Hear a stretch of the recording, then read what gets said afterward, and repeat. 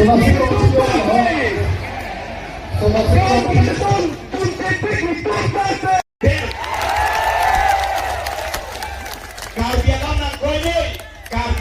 এটা সংগঠনে নেতৃত্ব দিয়া বা ব্যক্তিয়ে নেতৃত্ব দিয়া সেইটো নহয়, গোটেই সমাজে নেতৃত্ব দিছে। সেইকাৰণে চৰকাৰৰ লগত যিটো আলোচনা হৈছে, যি প্ৰতিশ্ৰুতি, যি সিদ্ধান্ত লৈছে, এই গোটেই সিদ্ধান্ত লৈ পেলাই ৰাইজৰ লগত আমি আলোচনা কৰাৰ ক্ষেত্ৰত মই আগতীয়াকৈ ঘটনা আহিছোঁ।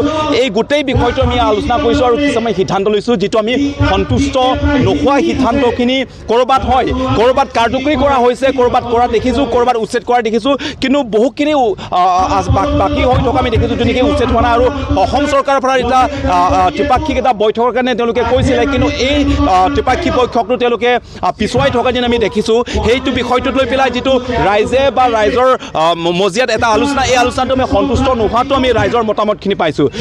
যিহেতু সন্তুষ্ট পোৱা নাই, আমি এই গোটেই ভূমিক লৈ পেলাই আমাৰ সুৰক্ষা অস্তিত্ব বা সেই গোটেই কাৰ্বি আংলঙৰ সমস্যাটো লৈ পেলাই পুনৰ কাৰ্বি আংলঙত আকৌ এটা আন্দোলনখিনি আৰু আৰম্ভ হ'ব গৈ আছে। সেইটোৱে দল সংগঠনৰ লোক আহিছিল ইয়াতে? নাই, ইয়াতে দল সংগঠন বুলি নহয়, এতিয়া সমগ্ৰ অসমৰ পৰা, নামনি অসমৰ পৰা, উজনি অসমৰ পৰা আৰু গোটেইখিনি লোক আহিলে। তেওঁলোকে, মই ইয়াত দল হিচাপে মই লগত দিয়া নাই, কিন্তু যে কাৰ্বি আংলঙত বিভিন্ন ধৰণৰ দল সংগঠন আছে, পাৰ্টি আছে, সংগঠন আছে, কিন্তু ইয়াত কোনো এটা পাৰ্টি, নিৰ্দিষ্ট পাৰ্টি, নিৰপেক্ষভাৱে সকলোৱে এজন কাৰ্বি, এজন খিলঞ্জীয়া এটা কৰ্তব্যৰ দায়িত্ব পালন কৰিবলগীয়া এজন ব্যক্তি হিচাপে সকলোৱে ইয়াত আহিছে, থিয় দিছে।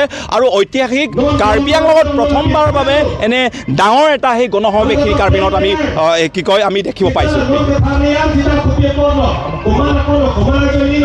মুখ্যমন্ত্ৰী আৰু ভাৰত চৰকাৰৰ প্ৰধানমন্ত্ৰীক আমি অনুৰোধ জনাইছোঁ যে অতি শীঘ্ৰে PGR ভূমিসমূহ কাৰ্বি ৰাইজৰ দাবী প্ৰতি, কাৰ্বি ৰাইজৰ যিটো ন্যায় প্ৰাপ্তিৰ দাবী, সেই ন্যায় প্ৰাপ্তিৰ সন্মান জনাই অতি শীঘ্ৰে উচ্ছেদ কৰক। আৰু আমি এই কথাটো দেখিছোঁ যে যিহেতু বহিৰাগতসকলৰ যি কলা কৃষ্টি সংস্কৃতি, নিশ্চয় আজি বিজেপি চৰকাৰৰ যি হিন্দী হিন্দুস্তানী, এই তিনিটাই নিশ্চয় খিলঞ্জীয়াসকলৰ ভূমিপুত্ৰসকলৰ যি কলা কৃষ্টি